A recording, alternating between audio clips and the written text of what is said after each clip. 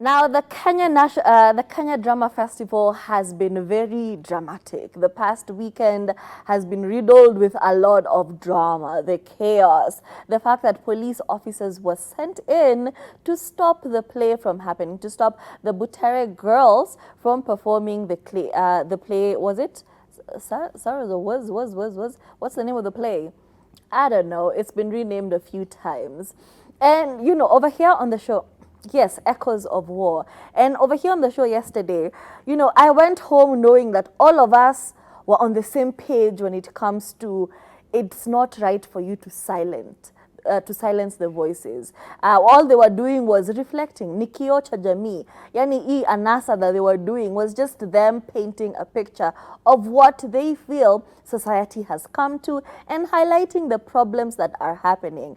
And them being suppressed was a bit unjust because why? What was the reason? They were simply echoing the voices of the masses.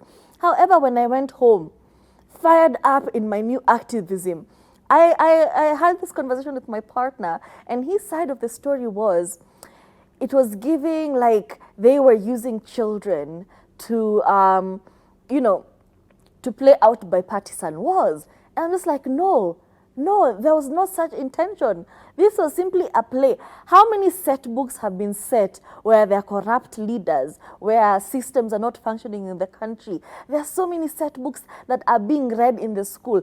Children are consuming this information and even being examined for them. So it does not sit right for them to play out the plays, and then all of a sudden it's, oh, you guys are using children to play out by partisan wars. That did not make sense for me. So you can see I argued with somebody before I came to work. We are not okay. We are not okay because of this play that happened, that did not happen at the drama festivals. However, a few celebrities are actually coming out in support of the Butere Girls who declined to perform and simply perform the national anthem, and other schools declined to also perform their pieces in solidarity to the Butere Girls. Octopizzo said, what kind of country silences the children for speaking through art? We also have a member of parliament, Babu Owino, said, saying the government of Kenya must stop frustrating students in this country. Clearly, they do not respect education. We had Honorable Justin Muturi, Attorney General, saying, I strongly condemn the barbaric and retrogressive actions of the police at the National Drama Festival. It is a shame that a ministry responsible for sports, the arts and creative economy would allow such behavior. We also had Esther Passaris also come in and give her 2 cents. A lot of people in support of all that had happened. I saw the statement by Abel Mutua saying that a lot of creatives, successful creatives that you see today are products of the drama festival. So it does not make sense for them to be silenced like that. Maya Okoth also had a sentiment, especially being an alumni of Butere Girls, saying, as a former drama chair lady during my time, I can imagine the fear these kids have.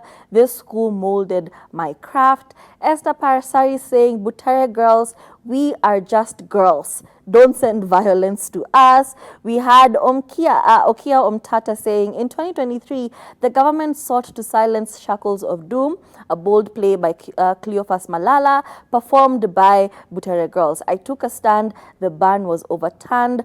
Over a decade later, Echoes of War faces similar resistance. Abel Mutua said, I'm a product of the drama festival. The stage gave me a voice, a dream, a sense of identity.